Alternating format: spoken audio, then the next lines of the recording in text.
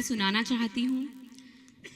जैन हैं हम जिन शासन महावीर शासन के युग में रहते हैं हम।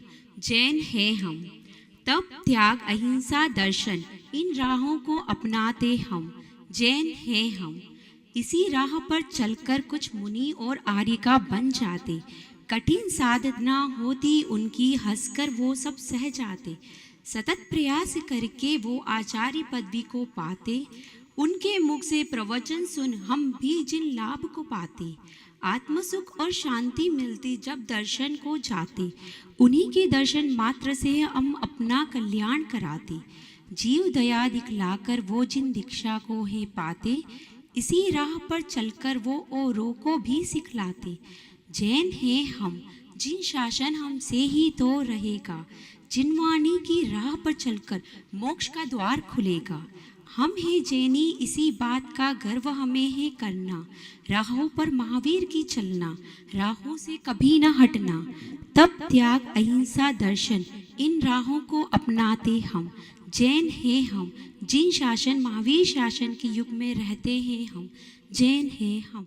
बोलिए पंच परमेष्टि भगवान की, भगवान महावीर स्वामी की, अहिंसा परमो धर्म की। परम पूज आचार्य गुरुवर श्री विद्यासागर जी महाराज की। परम पूज आचार्य श्री समय सागर जी महाराज की। परम पूज मुनि श्री योग नियम सागर जी महाराज की। परम पूज मुनि श्री क्षमा सुधा समता प्रमाण सागर जी महाराज की। हम सभी बड़े प्रसन्न दिखाई दे रहे हैं।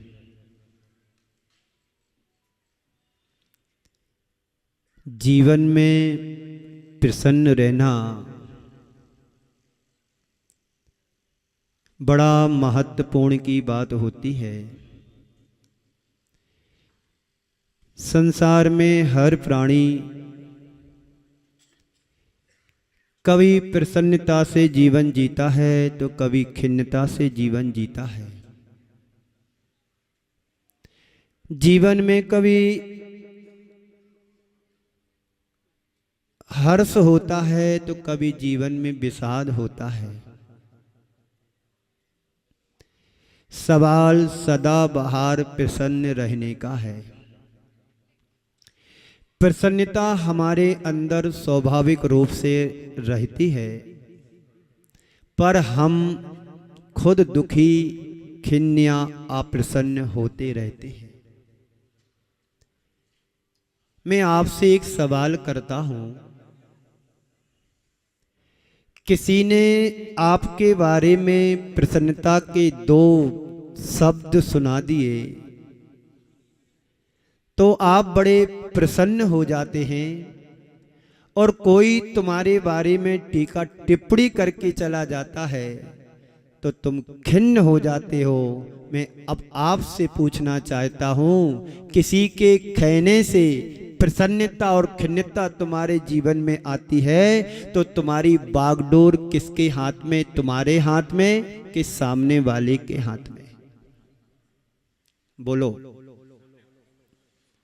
तो सामने वाले के हाथ में आपने अपना जीवन सौंप दिया। जो आनंद जीवन का तुम्हें अपने आप में लेना चाहिए था, वो आनंद तुमने दूसरों को दे दिया। अब क्या करना है? हमें अपने जीवन की बागडोर अपने हाथ में रखना है। तो हम स्वयं ही दुखी होते हैं, स्वयं ही हम खुश होते हैं, स्वयं ही प्रसन्न होते हैं और स्वयं ही अप्रसन्न होते हैं। थोड़ा हम विचार करें। प्रसन्नता के लिए किसी निमित्त की जरूरत नहीं होती है, पर अप्रसन्नता, खिन्नता या क्षोभ किसी ना किसी निमित्त की वजह से हमारे अंदर उत्पन्न हो जाता है। एक पागल व्यक्ति होता है और एक समझदार व्यक्ति होता है। पागल व्यक्ति किसी से प्रभावित नहीं होता है, वो अपनी दुनिया में जीता है।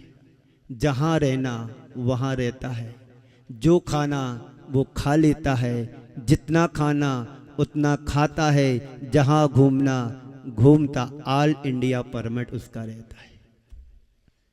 किसी से कुछ पूछने की जरूरत नहीं होती है। सही जिंदगी तो वही जीता है।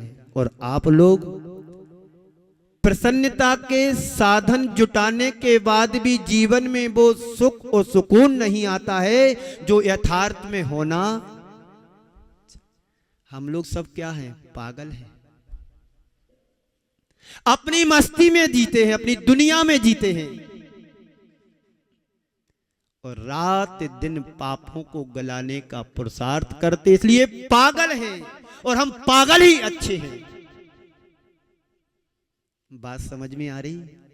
कोई आपसे पागल कह के चला जा तो आप शांत रहोगे? उसने एक बार आपसे पागल कहा, आप उसे ना जाने हजारों बार पागल कहते हो। उसने मेरे को पागल कहा, समझ क्या रखा है उसने? उसकी ताकत क्या थी मुझे पागल कहने की? मैं अभी उसको पागल कहने का मजा चखाता हूं। उसने समझ क्या लिया? मेरे परिवार के लिए, मेरे लिए पागल कह रहा है। एक बार उसने विनोद भाव में पागल कह दिया और आपने उसको सैकड़ों बार पागल बना दिया। अब मैं आपसे पूछना चाहता हूं, पागल वो है कि आप हो? बात समझ में नहीं आई? बोलो कमलेश जी, बड़ा पागल कौन है? एक बार कहने वाला कि सैकड़ों बार कहने वाला? जो सैकड़ों बार कह रहा है वो सबसे बड़ा पागल है। और अध्यात्म शास्त्र ये कहते हैं, जो पापों को गलाए वो पागल। पा यानी पाप, गा यानी गलाने वाला, वो पागल सबसे बड़ा होता है। जो अपने निस दिन पापों को गलाने में तत्पर रहता है, उद्यम करता है। आप 12 भावनाओं में पढ़ते हैं, जौलों पौरुष थके न तोलों उद्यम सो चरना। यानी जब तक हमारे लिए मोक्ष ना मिले तब तक हमारा पुरुषार्थ जारी रहना चाहिए। जब तक मोक्ष ना मिल जाए तब तक हमें चलते रहना चाहिए। चरे बेती चरे बेती चरे बेती चरे बेती। कब तक? जब तक मुक्ति ना मिले तब तक। यहां पर स्वाध्याय मंडल आज आया हुआ है जयपुर का। बड़े सुंदर इंद्रों की तरह, जैसे स्वर्ग में देव होते हैं, मुकुट लगा करके, रत्नों की माला पहन करके बड़े सुशोभित होते हैं, ऐसे आज के ये पुण्यार्जक बड़े सुशोभित हो रहे हैं। इन सब का पुण्य है कि जैन धर्म मिला, जैन घर मिला, जैन कुल मिला और वो देश मिला जहां पर धर्म की निरंतर आराधना उपासना होती रहती है। ऐसे कुल में, ऐसे देश में, ऐसे वंश में, ऐसे अंश में, ऐसे परिवार में जन्म लेने का सौभाग्य हर किसी को नहीं मिलता है। जिनका जन्म जन्मांतरों का पुण्य संचित होता है, वही ऐसे कुल में अपने आप को जन्म लेने का सौभाग्य पाता है। वे लोग बड़े सौभाग्यशाली ये जन्म लेते ही उच्च कुल के अधिकारी बन जाते हैं, और वे लोग बड़े दुर्भाग्य अभागे हैं जो जन्म तो लिया है पर नीच कुल में जन्म लिया है। कल हम सभी स्वाध्याय कर रहे थे, एक सूत्र आता है तत्वार सूत्र के 6वें अध्याय में, परात्म निंदा प्रशंसे सद्गुणोच्छादनो भावने च नीचे गोत्रस्य। नीच गोत्र का यदि बंद करना हो तो ये उपाय करो। क्या उपाय है? दूसरों की निंदा करना शुरू कर दो। स्वाध्याय मंडल, नीच गोत्र का यदि बंद करना चाहते हैं तो दूसरों की निंदा करना शुरू करो, पहली शर्त। दूसरी शर्त, अपनी प्रशंसा शुरू कर दो करना, नीच गोत्र का बंद होगा। दूसरों के अंदर जो गुण हैं उनको ढांकना शुरू कर दो, तीसरी शर्त इससे नीच गोत्र का बंद होगा। और दूसरों के अंदर जो अवगुण हैं उनको उजागर करना शुरू कर दो, ये चौथी शर्त है, इससे नीच गोत्र का बंद होता है। और कहा है नीच गोत्र का कब बंद होता है?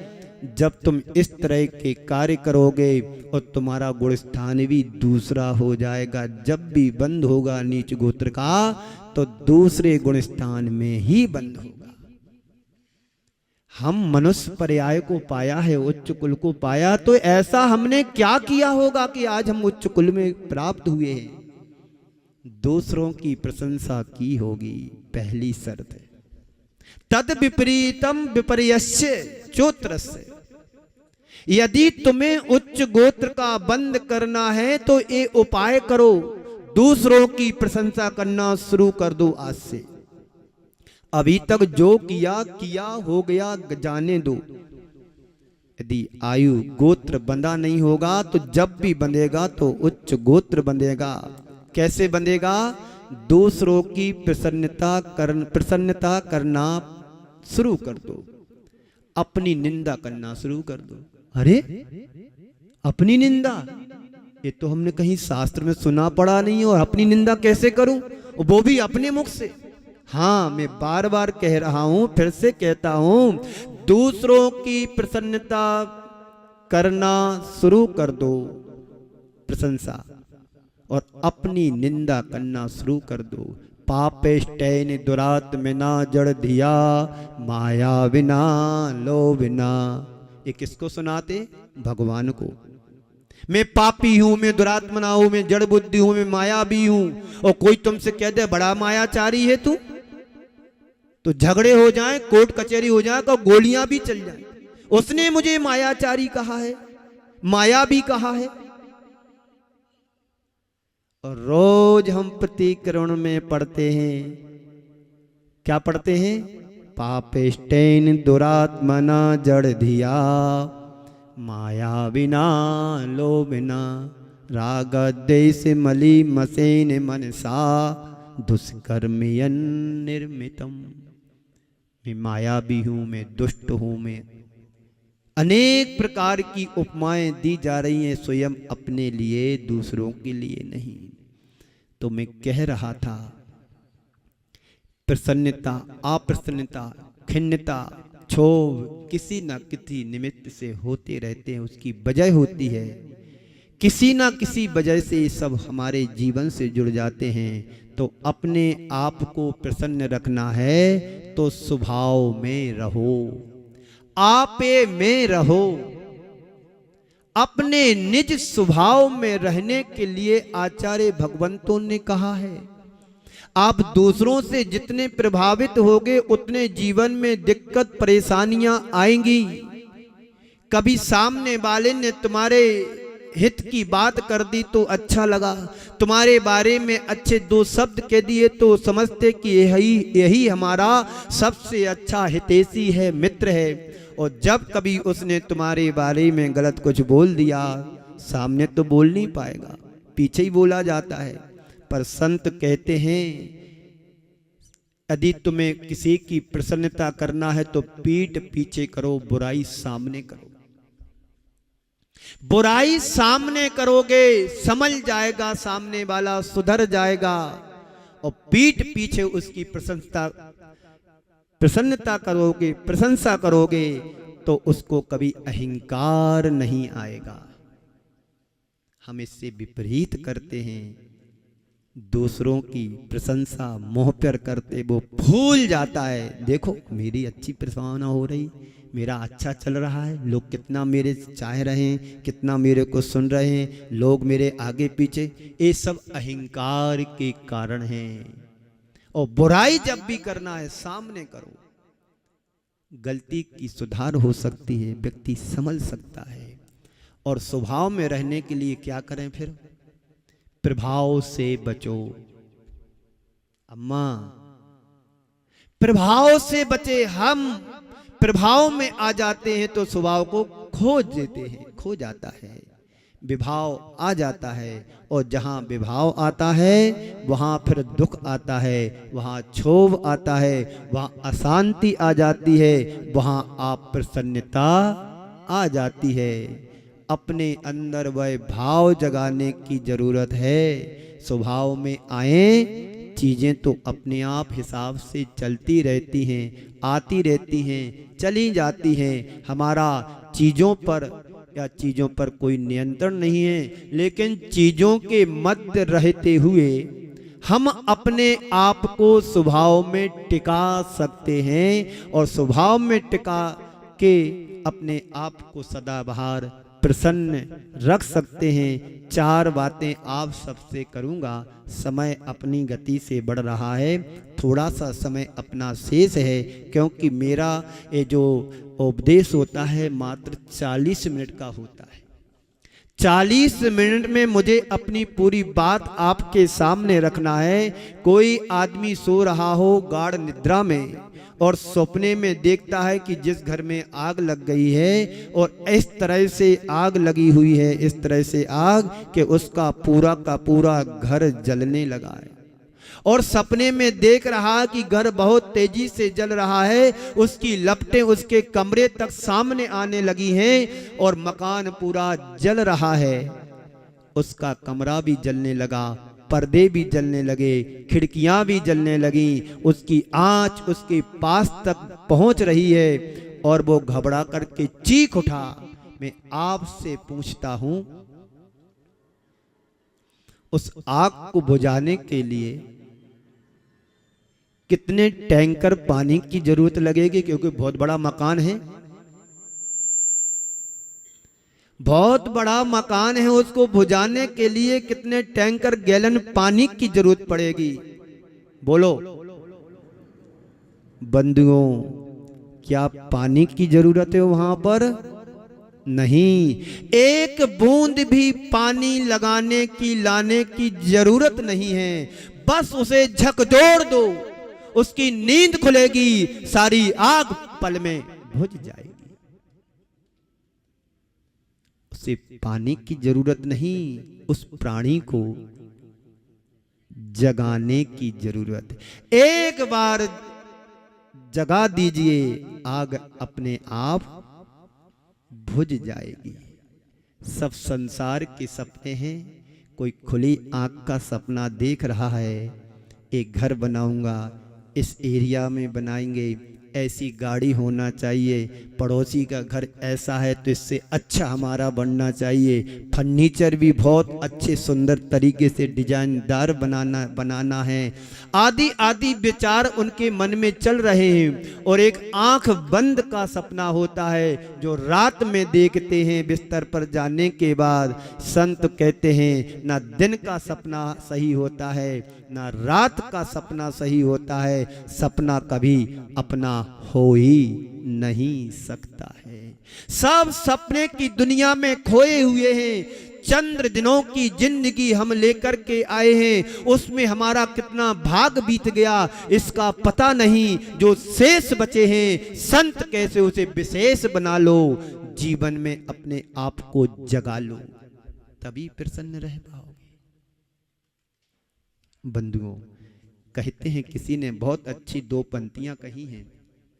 आंख मिची अपना गया, आंख खुली सपना गया। आपके पास आंखें हैं ना, जरा देखना अपनी आंखों से। सबके पास आंखें हैं? हाथ ऊपर करके बताओ कि सबके पास आंखें हैं। किसके पास नहीं आंखें? घर रख करके आए क्या लेकर के आए? सबके पास आंखें हैं। तो आंख मिची अपना गया, आंख खुली सपना गया। तू 2 दिन का मेहमान है, सांस रुकी दफना गया। जिंदगी बस सबकी यही है, 2 दिन की जिंदगी है। जिस दिन सांस रुकेगी उस दिन आपको दफना दिया जाएगा। राम राम सत्य है, पराया माल अपना है। हम किसको राम राम सुनाते हैं? जिंदा को कि मुर्दा के लिए? अभी तक का इतिहास तो यही बता रहा है, जितने भी इस दुनिया से गए सब ने उनको राम राम सुनाया और जिंदा में किसी ने किसी भगवान का नाम नहीं सुनाया। काश यदि इस बात को, इस सत्य को आप समझ पाए कि जिंदा में यदि हमने भगवान का नाम सुना दिया तो मरने के बाद राम राम सुनाने की जरूरत उसको, वो तो मिट्टी है, मिट्टी में मिल गया, मिट्टी में मिट्टी मिल गई। अब उसे क्या सुनाना? सुनाना तो है, जीवित अवस्था में सुनाना है, जिंदा में सुनाना है, सही अवस्था चेतन अवस्था में सुनाना है। बंधुओं, जो कुछ पहले चिल्ला रहा था, चीख रहा था, उसके चेहरे में भी मुस्कान आ जाती है। सब कुछ ठीक तो है, ये तो सपना हम देख रहे थे। तो पहला सूत्र लीजिए, जो कुछ है ये सब सपना है। इस दुनिया में हम जो कुछ देख रहे हैं वो सब क्या है? क्या है बाबूजी? सपना है। और सपने को सपने की तरह देखोगे तो जीवन में कभी उलझोगे नहीं, परेशानी भी नहीं आएगी, दुख भी नहीं होगा, क्योंकि सपना है।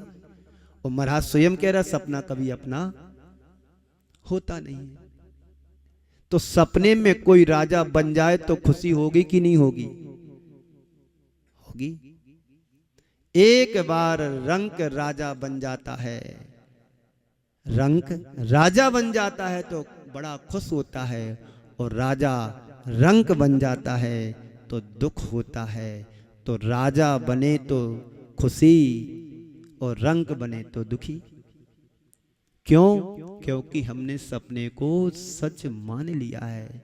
पर सपना कभी अपना नहीं होता है। संत कहते हैं दो प्रकार का सपना, जो अभी मैंने कहा था, एक बंद आंख का सपना और एक खुली आंख का सपना।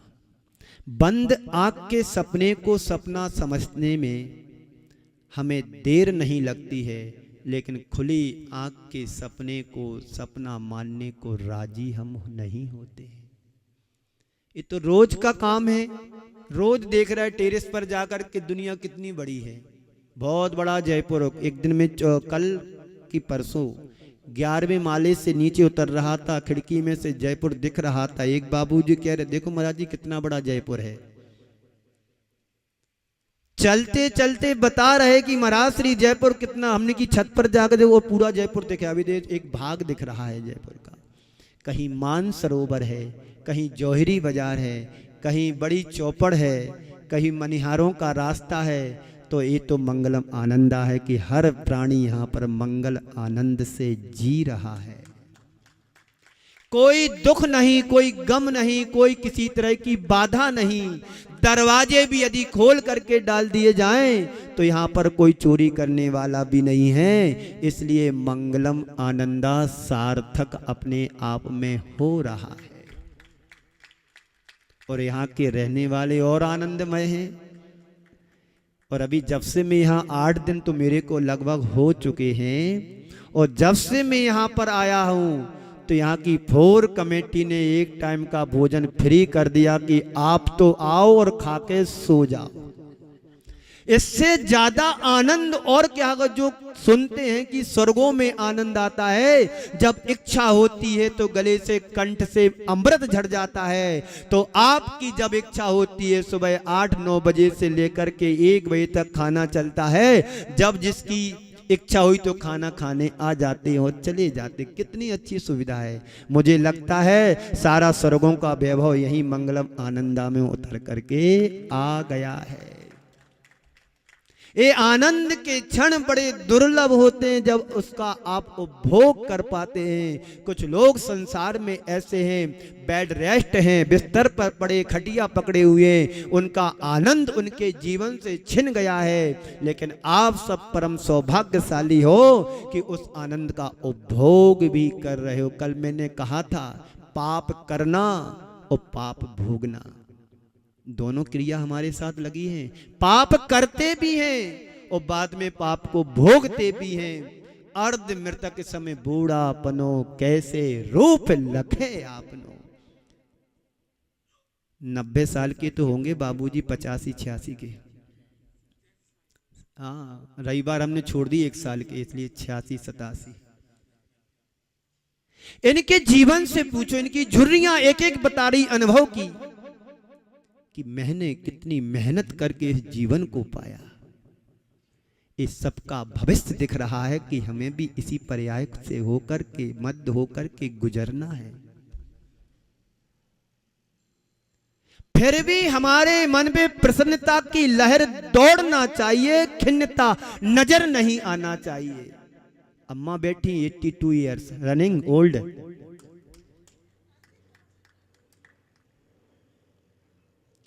ऐसे ऐसे उदाहरण हमारे सामने बैठे हुए हैं। इन सबके अनुभव इनके चेहरे से बोल रहे हैं।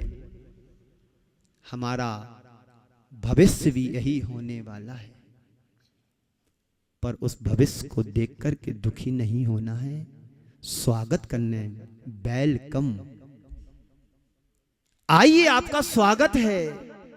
एक एक पल हमारी पर्यायें क्षीण हो रही हैं। है आपको इस चीज का पता? एक एक पल हमारी पर्यायें क्षीण हो रही, निकल रही हैं। हर पल नई पर्याय का जन्म होता है, और एक पर्याय का जन्म होता तो दूसरी पर्याय का मरण होता है। एक श्वास हम लेते वो हमारा जन्म है, और जो अगली श्वास छोड़ते वो हमारे जीवन का मरण है। इस सत्य को पहचान लेता है, वो संसार की फिर उलझनों में उलझता नहीं है। अपने आप को हर समय अप टू डेट रखता है, नहीं तो आउट ऑफ डेट हो जाओगे। हर समय अपने आप को अप टू डेट रखो। आने दो मृत्यु को, आने दो, मुझे स्वीकार है। कल आती तो आज आ जाए, पर ऐसे रो रो करके नहीं जाऊंगा, प्रसन्नता के साथ जाऊंगा। ऐसे भाव हमें अपने अंदर रखना चाहिए। तो मैं कह रहा था, एक बंद आंख का सपना तो दूसरा खुली आंख का सपना। लेकिन खुली आंख के सपने को सपना मानने के लिए हम जल्दी तैयार नहीं होते हैं, इसलिए व्याकुल हैं। हर पल सपने में जी रहे हैं, सपने में ही नहीं जी रहे हैं, अपितु सपने को गढ़ भी रहे हैं। ऐसा मकान बनाऊंगा, ऐसी दुकान बनाऊंगा, ऐसा फर्नीचर बनाऊंगा, इस तरह की ज्वेलरी पहनूंगा, इस तरह की साड़ी लहंगा चुन्नी पहनूंगा। ये सब अपने सपने गढ़ रहे हैं। छेक छिल्ली जैसी कहानी है। पैसे जोड़ूंगा, ये करूंगा, वो करूंगा, पर ये खरीदूंगा, ये करूंगा। सारी जिंदगी इसी उधर बुन में उसकी जिंदगी ही पूरी हो जाती। सपने सबके अधूरे रह जाते हैं। इसलिए जल्दी जल्दी सारे सपने पूरे कर लो, क्योंकि जयपुर वालों हो, यहाँ पर मूर्तियां भी बनती हैं। बनती हैं कि नहीं? ये तो जड़ मूर्ति है। सही मूर्ति तो चेतन मूर्ति को बनाना है, उसको गढ़ना है, उसके अंदर कोई नई आकृति लाना है, तो तुम्हारा सपना खुली आंख का सही होगा। ये हमारे दुखों का सबसे बड़ा कारण है। जो आध्यात्म दृष्टि से संपन्न लोग होते हैं, उनके लिए सब चीजें ज्यादा मूल्यवान नहीं होती हैं। उन्हें पता है जड़ है, ये सब छूटने वाला है, सब छूटने वाला है। आप नहीं छोड़ोगे तो आपसे छुड़ा लिया जाएगा। आपके साथ जाने वाला नहीं है। वो संयोग में, वियोग में, लाभ में, हानि में, जय में, पराजय में, अनुकूल में, प्रतिकूल में, सुख में, दुख में, मान में, अपमान में स्थिरता बना करके रखता है। जो अध्यात्म दृष्टि से ओत प्रोत होते हैं। आचार्य कुंद देव ने एक गाथा के माध्यम से कहा है, सम सत्तु बंधु बग्गो सम सोय दुखो निंद प्रशंस नमो सम लोट कंचनो पुनः जीवित मरणे समो सम। सब में दृष्टि जीव सब में समानता समता रखता है। जन्म में, मरण में, लाभ में, हानि में, संयोग में, वियोग में, कांच में, कंचन में, मान में, अपमान में। सब में स्थिरता बना करके जीवन जीता है, और इसी का नाम तो प्रसन्नता है। और क्या है प्रसन्नता?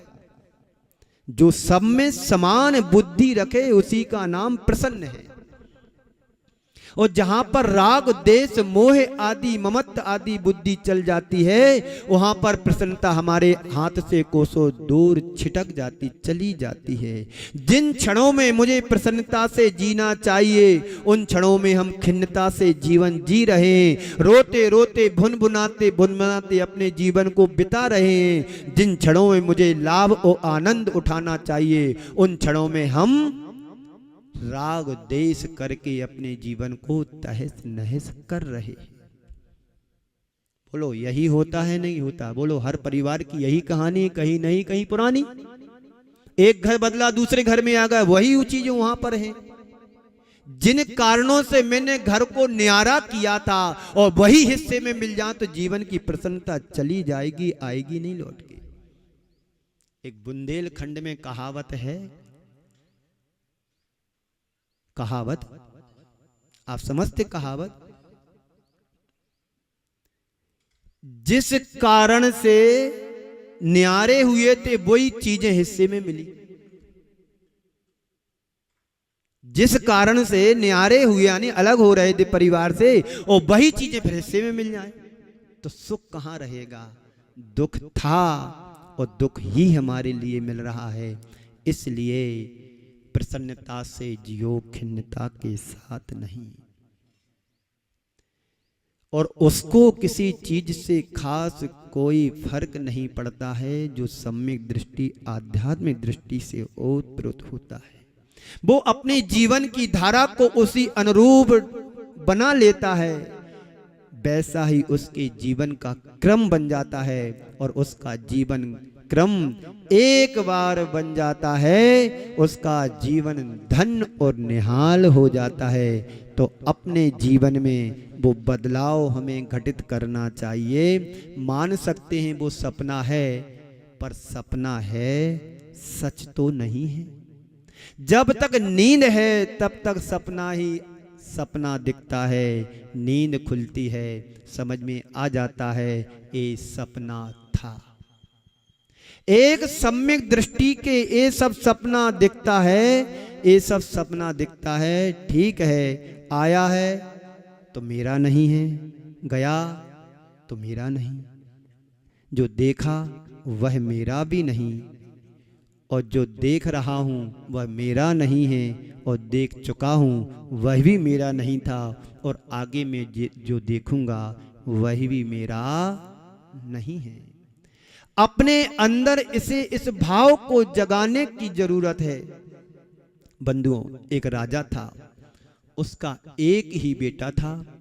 कुछ दिनों से दाह ज्वर से ग्रसित था, शरीर तप रहा था।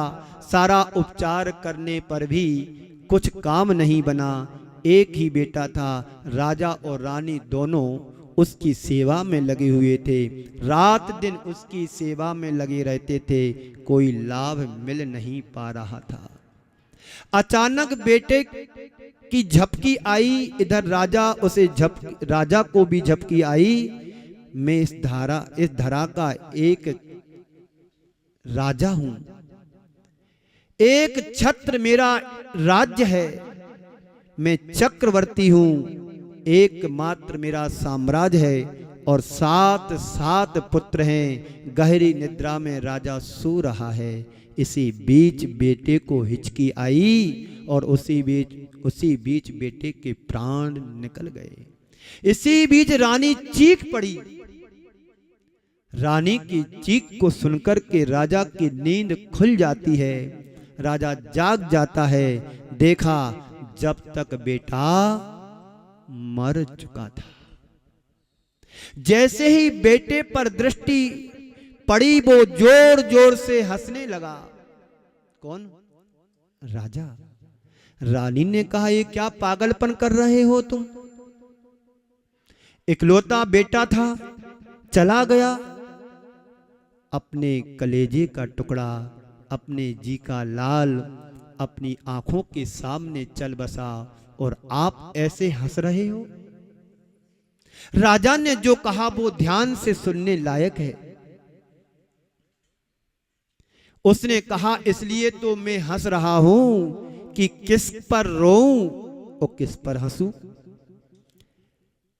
इस एक के लिए रोऊं या उन 7 बेटों के लिए रोऊं। जब ये 7 थे तब एक नहीं था, और जब एक है तब 7 नहीं है। अभी मैं उन 7 के साथ था और अब मैं एक के साथ हूं। मैं किस पर रोऊं और किस पर हंसूं, किस पर रोऊं किस पर हंसूं। ना एक मेरा है ना 7 मेरे हैं। वह भी सपना था और यह भी सपना है। वो बंद आंख का सपना था, एक खुली आंख का सपना है। जब आंख खुलती है तो 7 बेटे जो स्वप्न में देख रहा था वो चले गए, और जो खुली आंख का सपना में देख रहा हूं एक बेटा मेरा था वह मर चुका है। जो इस यथार्थ को, इस सच्चाई को पहचान लेता है तो दोनों प्रकार के सपनों पर वो कोई विश्वास नहीं करता है। हम सब खुली आंख का सपना अभी सुन रहे हैं, देख भी रहे हो। ये भी अभी बस 5 मिनट बाद पूरा होने वाला सपना है।